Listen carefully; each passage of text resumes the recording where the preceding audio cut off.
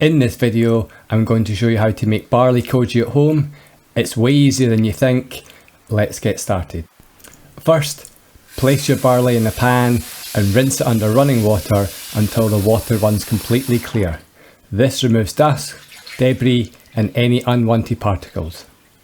Now it's time to soak. Cover the barley with fresh water and let it sit for 4 to 6 hours. This hydrates the grains and speeds up the cooking time significantly. Today, I'm using 1 kilogram of pearl barley, but use whatever amount that you have on hand. The process stays the same.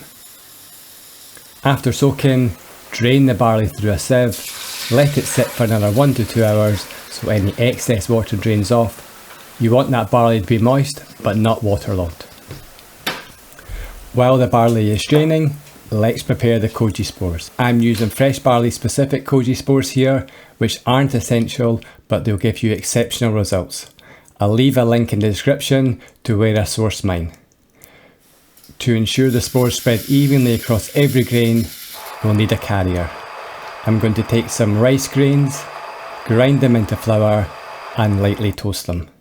This creates a fine, dry medium that helps distribute the spores uniformly, no clumping, no dead spots. Once the flour is completely cooled, I'll add 29 grams to my koji spores and mix them carefully together. This blend is ready to use. Here's the key ratio to remember. For every 1 kilogram of cooked barley, we'll use 6 grams of this spore and flour mixture. Now we're moving on to steaming the barley. I have a smaller steamer, so I'm going to use 2 steamers stacked on top of each other to fit all the barley. Halfway through the cooking, I'll swap the steamers top to bottom, bottom to top. This ensures even heat exposures and even cooking. Start by wrapping your barley in a piece of cheesecloth or a clean tea towel.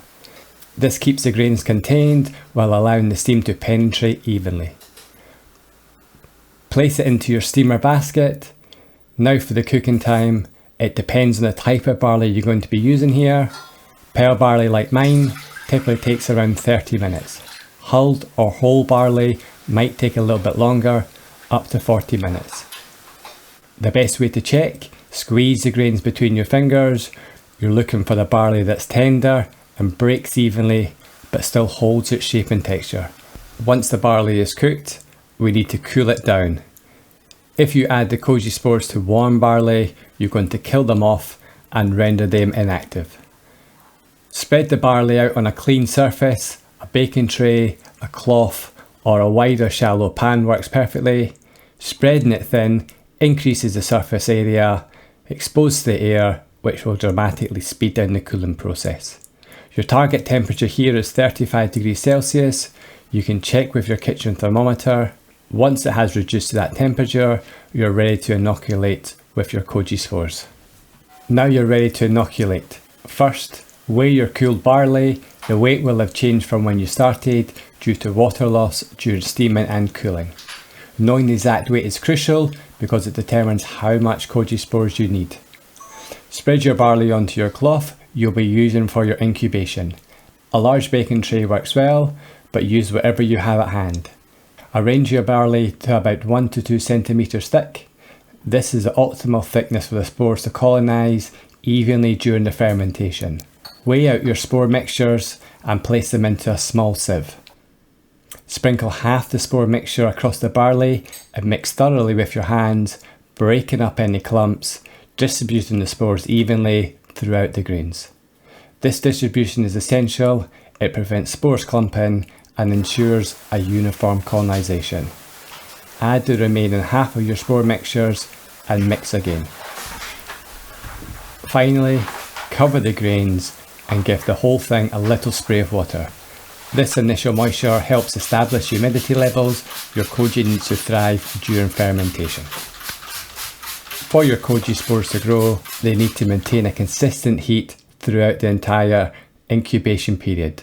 Ideally, you want to keep the temperatures between 25 and 30 degrees Celsius, that's 77 to 86 degrees Fahrenheit. I'm using a seedling mat to add to the heat required. To keep the temperature optimal, I'm using an Inkbird thermometer controller. Now cover your tray with the metal lid or cling film. This traps moisture and helps maintain the humidity at the correct level.